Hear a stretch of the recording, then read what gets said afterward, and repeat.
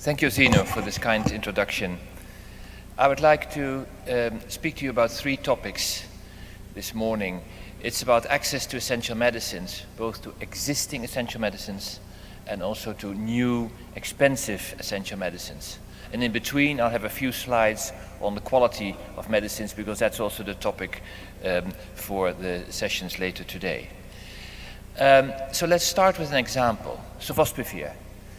Hepatitis C, as you know, is a viral infection of the liver, slowly leading to liver cirrhosis and death after 20 years.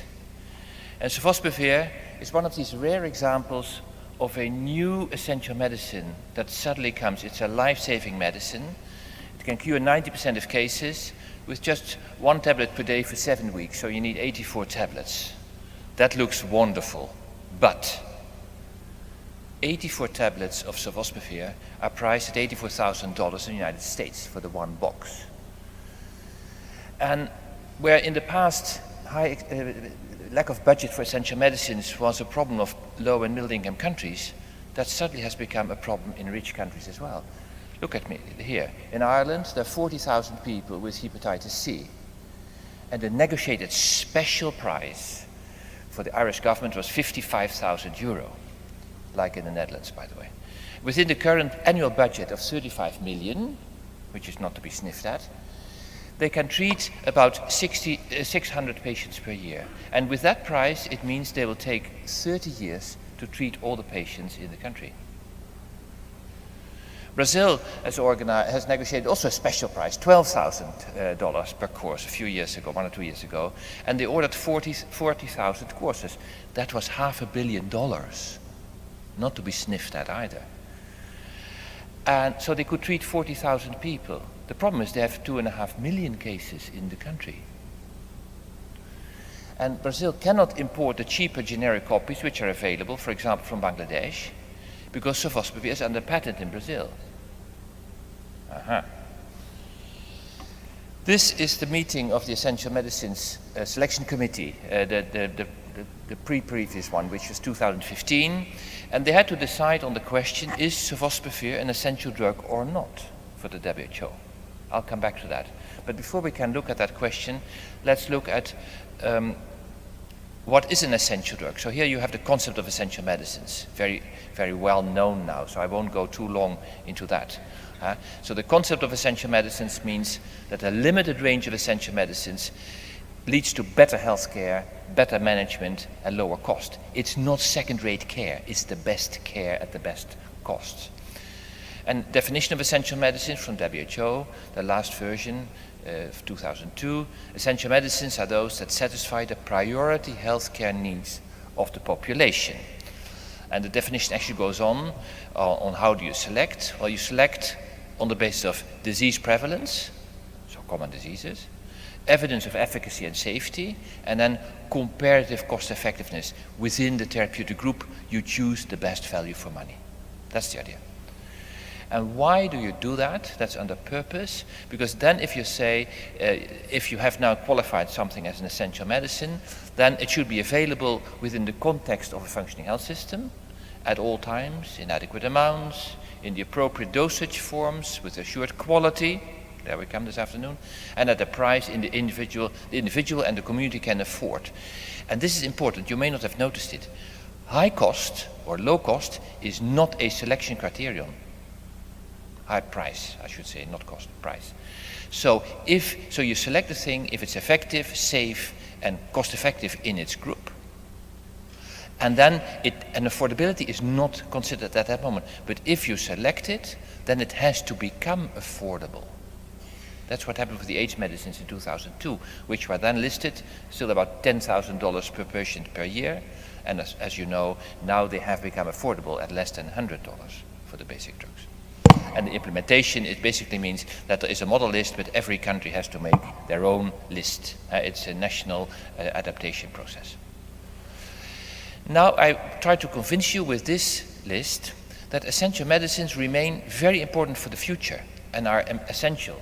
You can see here, we have still about 7 million children dying every year from very treatable causes. And here you see that only 1/3 of them with diarrhea actually get ORS.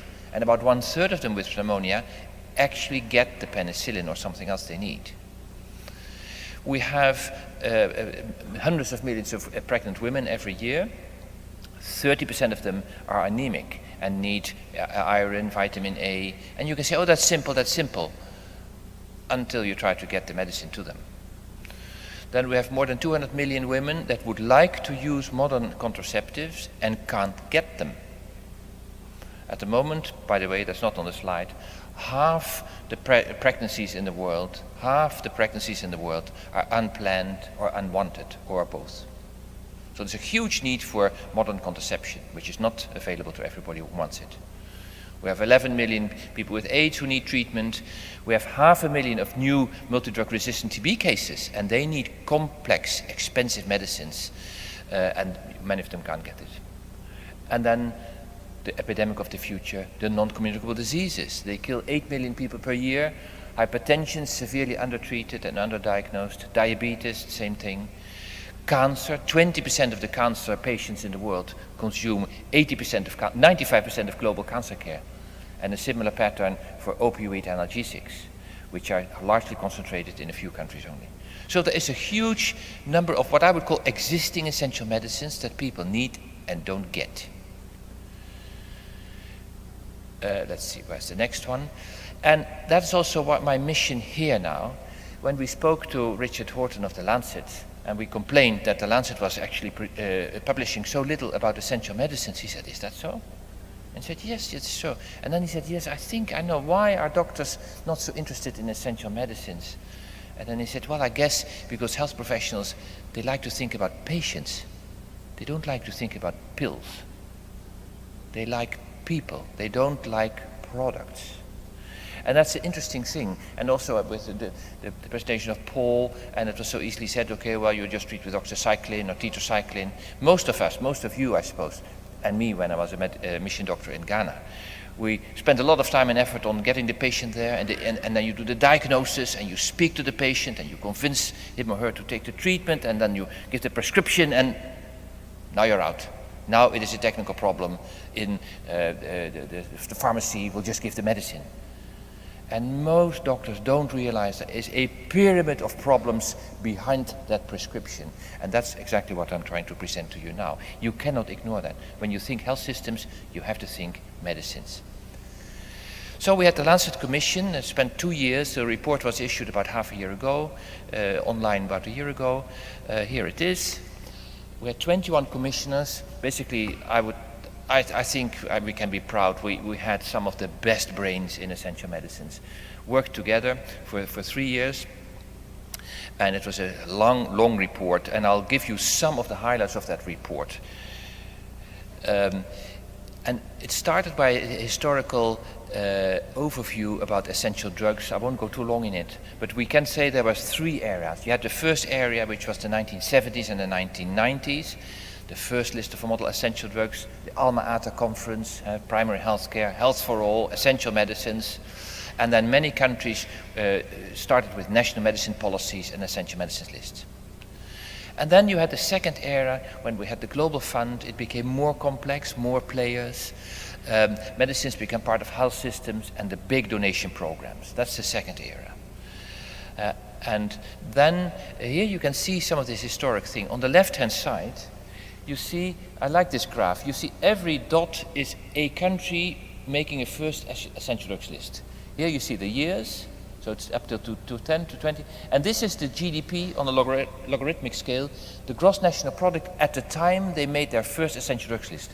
You see, it started here with GDPs of about 1,000. But what's interesting is you see that increasingly rich countries, and this is 10,000, this is 100,000, so really like that increasingly middle-income countries and high-income countries also have national lists of essential drugs or reimbursement lists. You see the same picture with essential medicine policies. The green ones are the countries, low-income countries, and then low, middle, higher middle, and high-income countries. And you see now that increasingly the higher income and the high-income countries are also now having national medicine policies. This supports the idea that essential medicines policies are really for everybody now. So there we come to the Sustainable Development Goals, the 2 goals, and you can read them for yourself. This is the third era, essential medicines as part of universal health coverage. And here you see actually the two real objectives. The first one is, going back. The first one is access to safe, effective, quality and affordable essential medicines for all. That's what I would call access to existing medicines. And I gave you many examples of how needed that is. But then goal 3B, strange numbering system, support research and development of vaccines and medicines for communicable and non-communicable disease, primarily affecting developing countries. So that's what we call, these are the missing essential medicines. And I will deal with both subjects in the next few minutes. So the key report, the key challenges in the report, and this you can say are the big components of a national medicine policy. This is the pyramid of problems I was talking about.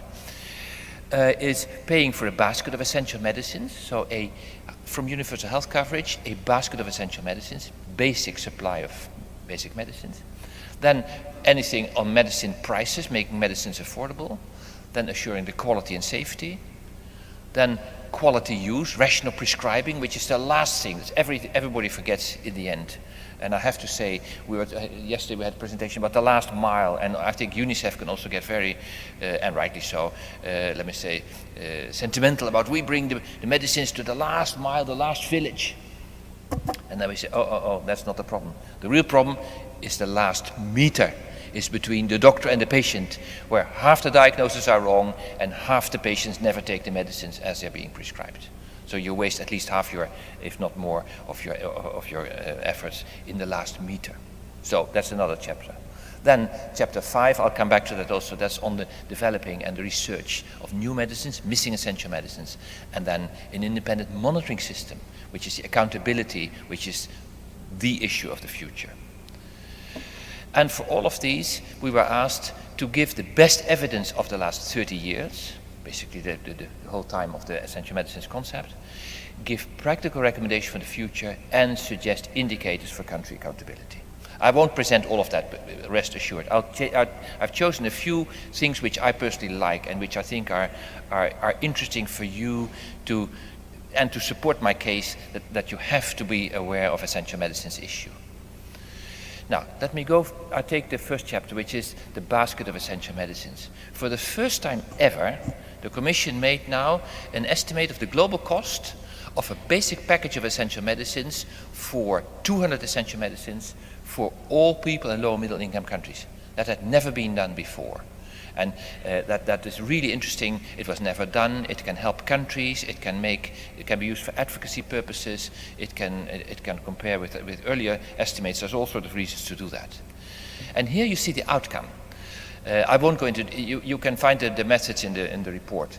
But the key point is here we have added sort of the well-known things like medicines for diabetes, malaria, TB, AIDS that had been estimated before. We didn't do that again.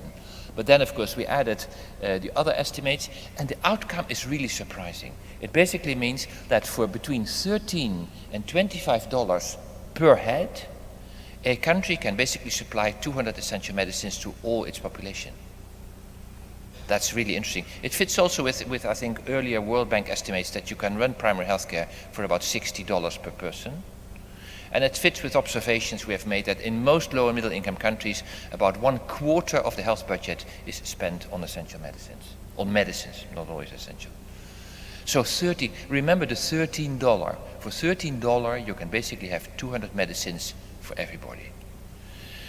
Now, and then we said, okay, is it actually happening? And here you see countries, this is low income countries, every dot is a country. And then what you see here is what they spend on health. It runs up to $80 per person per year. And this is what they spend on medicines. That runs up to $20. And here is the magic line of the $13. And now you see that more than 3/4 of low-income countries never spent the $13. Public, private, everything together. So you see countries like Togo, Malawi, Ethiopia, Benin, all these countries, Mozambique, they're far below. In other words, there's simply not enough money in the system. It's interesting also, if we go back to this one on a sideline, here you see that the world needs about 77 to 150 billion per year to pay for basic medicines for everybody in low and middle income countries. But the total bill of medicines in the whole world is about 1.5, 1.7 trillion. So it's only 1/10 of what's being spent at the moment already on medicines in the world. In other words, it's not so that there is not enough money in the world to spend on medicines. It's not a matter of financing, it's a matter of equity. It's unequitably divided between the world. All right. So these, and when you look at these ones, you see here, a lot of this money is actually spent out of pocket. And there are problems with out-of-pocket payments. A lot of it is out of pocket. But we should realize that many households, poor households, don't have much cash at all. And probably only in harvest time. And then very often only the man. And if you charge a fee, basically everyone pays the same price. Not always, we know that.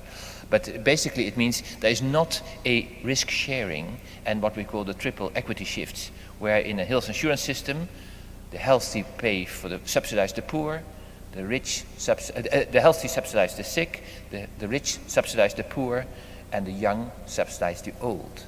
If you have out-of-pocket payments, that doesn't work.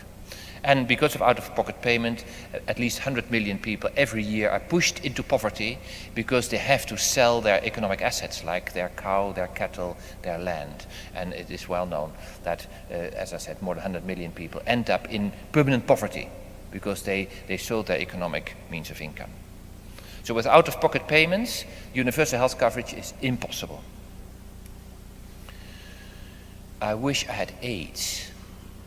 This was picked up from a diabetes patient in Cambodia who noted that AIDS patients would get free treatment and diabetes patients not. Why are there so few people with type 1 diabetes, so insulin-dependent diabetes in Africa? Because they never became adults. The average survival time in most African countries is less than 1 year for insulin-dependent diabetes. In Tanzania, the cost of the insulin, the syringes, and the diagnostics for one child in a family with diabetes takes 53% of the family income. The family income. It's impossible. Why is there international solidarity for the treatment of HIV/AIDS and not for NCDs? For example, diabetes and cancer. Now, so we have to conclude that lifelong treatment with essential medicines for the non-communicable diseases is the first priority when you start with social health insurance. Even when the medicines are cheap, an insulin vial is not that expensive, it's a few dollars. But if it's half your monthly income for the rest of your life, it becomes a catastrophic expenditure. Here you see an example, I won't go too long in it, but also there on this insulin issue, which I mention it because it's a problem of the future with the NCDs. Here you see Kyrgyzstan, the problem was they were spending 57% of their insulin budget on analogs, but analogs are 10 to 15 times more expensive than human insulin and do not offer any clinical benefit. So these two patients on analogs is 57% of the budget, and the rest of the budget is on generic insulin. Now, if they would move these people back to human insulin, for the same money, they could more than double the people treated with insulin. Now, if you have an unlimited budget, this is no issue. But if you have to be careful with your money, this is one of these issues. All right, now on this issue of financing essential medicines, the basic package of essential medicines, here you see some of the recommendations of the Commission. I won't read them out, you can read them yourself. But the key point is governments have to try to make adequate funding available and they have to reduce the out-of-pocket. The only way forward is prepayment schemes, solidarity schemes and social health insurance. And then you can, I was very happy to have that in, and this is the only reference I'll make to human rights. But of course the whole idea of the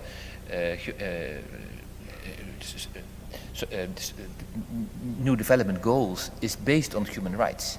And here you can ask your question, and this is also included in the report, the international community must actually fulfill its human rights obligations to support governments of low-income countries in financing a basic package of essential medicines for all if they are unable to do so domestically. If there's really no money in the system, And this brings to the question, which I cannot go into, but is if human rights responsibilities from government to people, is that limited within the state, solidarity within a country, or is it actually a solidarity within the world? I leave that to you. A few slides on quality. Prescribers and patients, the key point is a patient and the pharmacist cannot decide on the quality of a product by just looking at it. It's impossible. And there are risks for the patient. You can see it here. The poor quality medicines can cause serious, fatal harm to the patient, or the disease simply is not treated, etc. And also for society, poor quality medicines reduce the health outcomes, endanger public health, and, for example, promote antimicrobial resistance, and that, again, a link with the talk before, and reduce public trust in the health system. So, again, there's something, when I was a doctor, I never even thought about the quality of the medicines. I said, okay, it's bought in the pharmacy, so the quality is okay. Not true. This is a graph also from the Lancet report. I like it. Let me explain it to you. It's wonderful.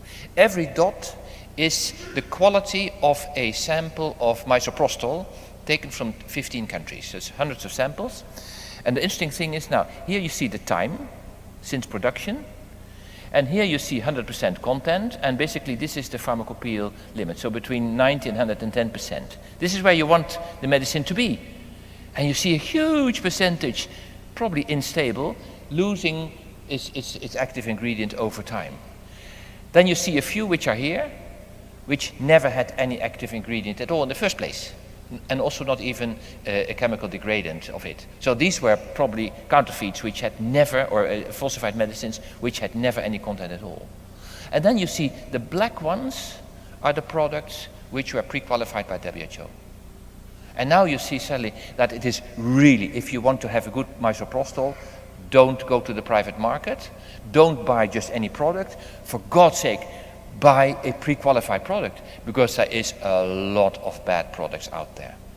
And this is an example, and you will find this in many, many other diseases and in many other products as well. So be careful. We find the same thing with family planning, contraception, and many other types of medicines. Here you can read it for yourself. These are other documented examples estimating the percentage of medicines that are bad quality. And you can read it for yourself. There's a lot that's been said about malaria, but let's take this one. 11% of the anti-tuberculosis medicines from Armenia, Azerbaijan, Belarus, Kazakhstan, Ukraine, and Uzbekistan failed. 28% of all the TB products had no rifampicin in it, or not in such a way that it was absorbed by the body. So 1/4 of your TB patients don't even get the rifampicin. Don't just trust the medicines when you look at them. And then, of course, you have dramatic incidents. What is now an interesting thing is that 86% of the studies in this area focus on medicines for infectious diseases. There's very little evidence on the quality of medicines for non-communicable diseases. Again, something for the agenda for the future. And I couldn't stop you this one. This is an example of what you have to deal with. This, you can see, was an Instagram posting with Kim Kardashian, and she promoted her morning sickness. You can read it, maybe said, oh, I was pregnant, I was feeling so sick, and then I used that medicine, I was much better, and that medicine's really helped me, and later I can recommend anybody else to use the same medicine. And of course, that's advertisement. So then, the US FDA ordered the thing to remove the posting as it was false or misleading. But by the time the decision was reached, the post had received nearly 500,000 likes, and 11,000 comments. This is advertising at its worst. And how to deal with it. I just want you to be aware of this. This is all behind your pyramid of problems behind your prescription.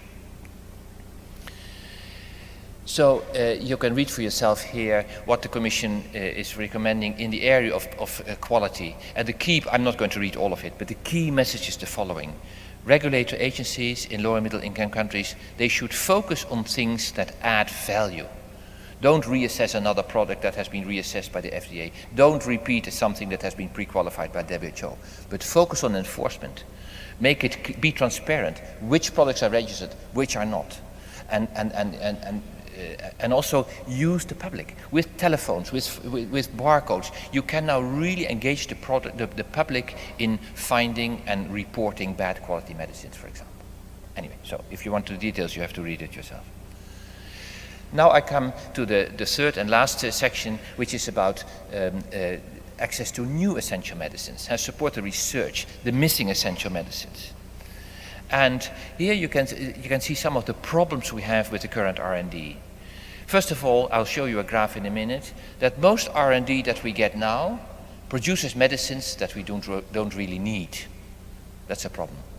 And secondly, medicines that we need, but which have insufficient profit potential, are not being developed.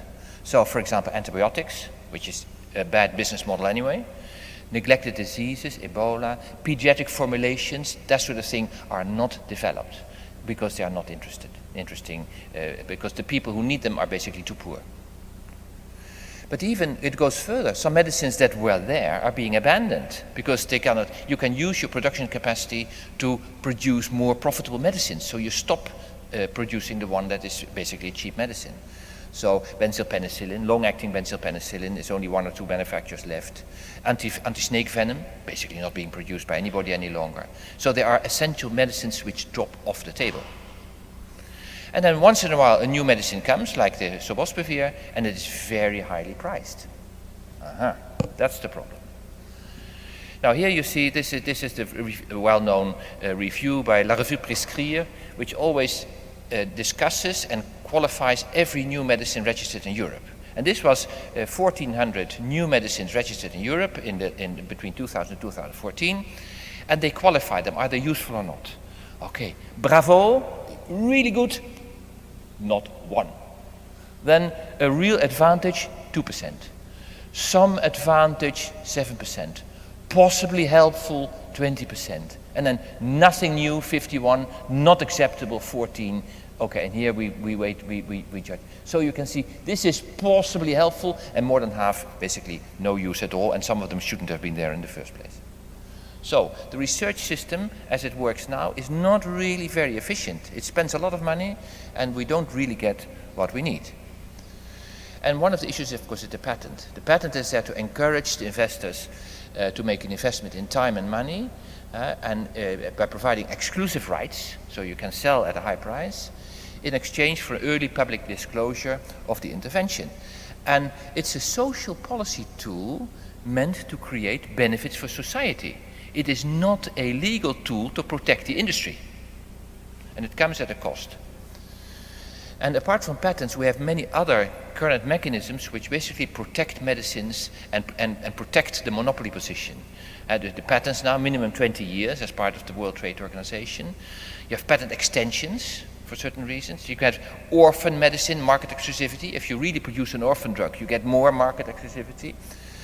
You get pediatric market exclusivity. There are all sorts of ways where the exclusivity period is extended for certain reasons. And then apart from that, you also have now extended periods of the regulatory data, which basically means you can, even if the patent is expired, a generic company cannot use your clinical data because they are still protected. Many, many ways to extend the monopoly. Here you see, these are 7 or 8 orphan drugs. So they were developed under all sorts of protective measures, which have become blockbusters. Here you see, 14 billion sales in 2015, 7 billion. These are not real orphan drugs. But they have used the regulatory support and extended monopoly periods because they were for small patient groups initially. Here you see the patent issue. These are the patents in different countries. You see different countries here. The patents on HIV medicines before 95, when the TRIPS Agreement on Trade and Intellectual Property became into effect. And this is the situation after 95. You see now. So the number of patents has really increased a lot in developing countries on AIDS and on other as well. Here you see what happens if there is a patent. These are tenofovir-based combinations, price over time, and these are the ones which are covered by a patent, and monopoly situation remain totally the same. These are the ones where there was generic competition, and you can see here how they reduced by about 2/3 of their price. And then the companies are telling you, oh, but we need this very high price. This Sofosbuvir 84,000, we need it because it was so much research, and the risk was for us, and if you don't allow us a high price, then next time there will be no new medicines for your children, for your grandchildren. And the cost of research is so high. And here are the estimates. You can see 91, we said it was 200 million by Di Masi, and then 93 it was 200 million, 800 million, 1.5 billion, 2.5 billion by these studies. But these studies were not totally independent and very much intransparent. It's very difficult to find out how was it actually, how did they reach these prices. But now in the Lancet, we have now real evidence on what it actually costs to have a medicine. And then you can see that the cost of developing a new medicine is much lower than the industry claims. Here you can see the TB Alliance estimate for a new chemical entity, including the cost of failure, between 76 and 115 million. DNDi between 100 and 150 million. Yesterday was a presentation of Hogerzeil, I don't know the name yet, but for a sleeping disease. And I asked Bernard Pécoul, now how much did it cost? DNDi, it was totally pre-funded research. And he said about 75 million. So this is the order of magnitude when you are targeting your research to something that you really need using collaborative efforts and all that. Not 2.5 billion. Then also, the high production costs do not justify high prices. Look here with me. Sofosbuvir, 84,000 in the United States for 12 weeks. You can produce it for between $68 and $138. Bedaquiline, marketed for TB, the only new medicine developed under a regime again like an orphan drug. Nevertheless, $30,000 for 6 months, and you can produce it for 48. And here you see all these expensive cancer medicines.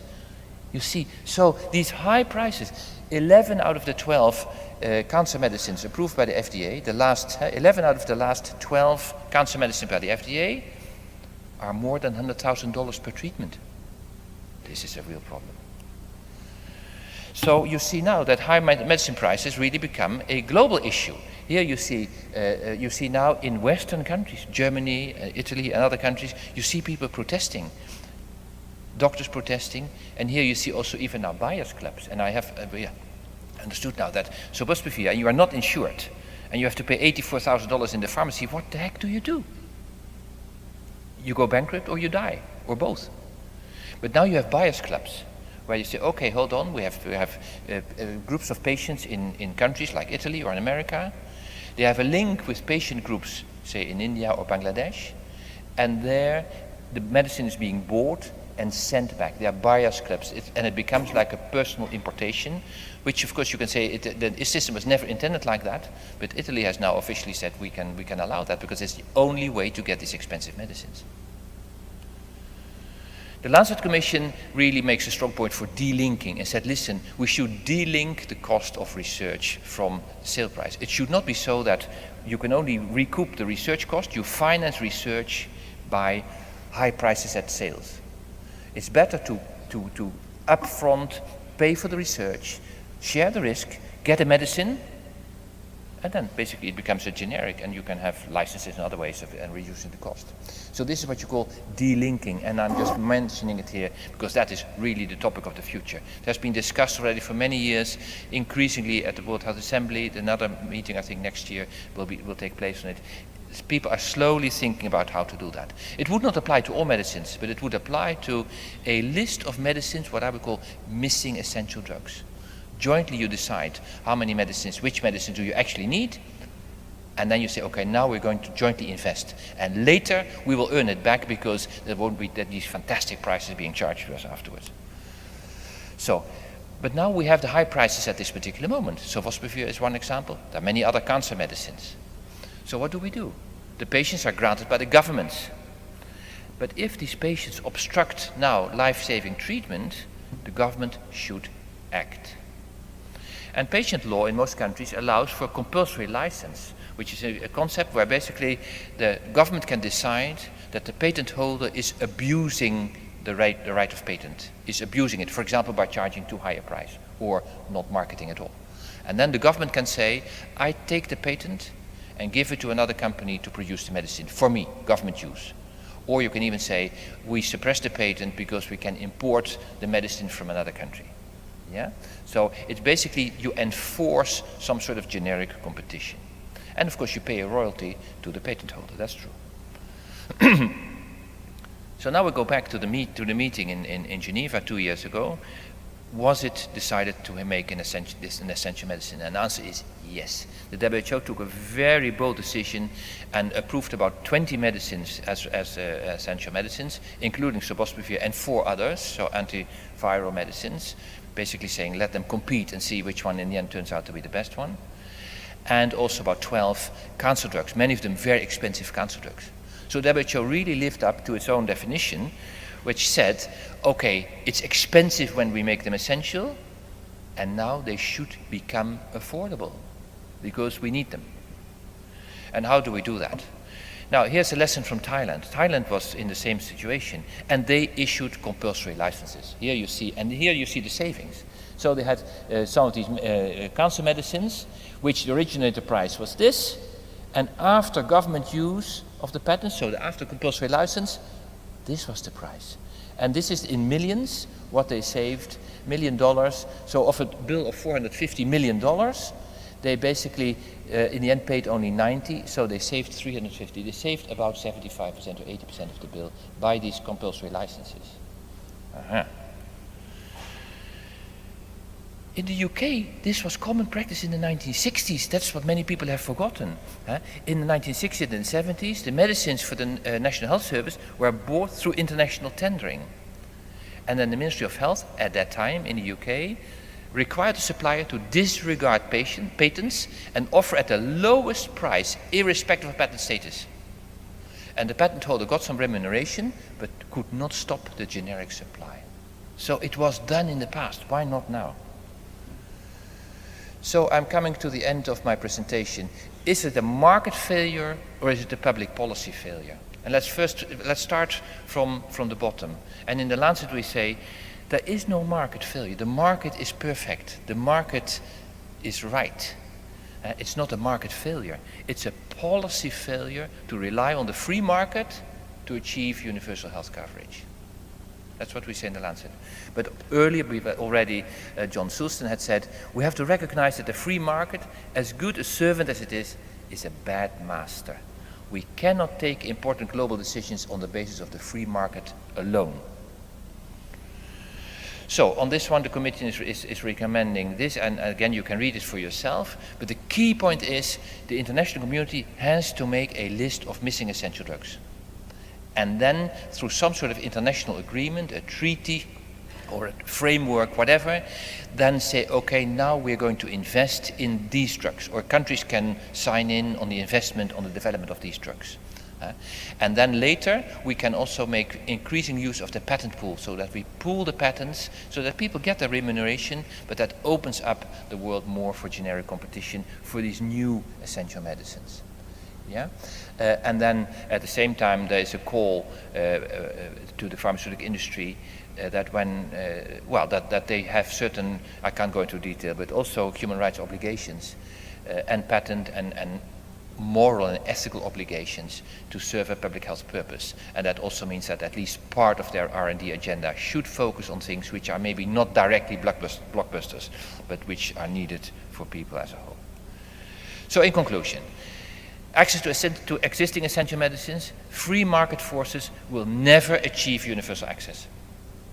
And lifelong chronic treatment with cheap essential medicines can also be expensive. So that can lead to catastrophic expenditure, bankruptcy and death. And that lack of equity can only be corrected by government through social health insurance with subsidy for the poor. There's always a percentage of the poor, of the people that cannot pay even the $15 or the $60 health premium.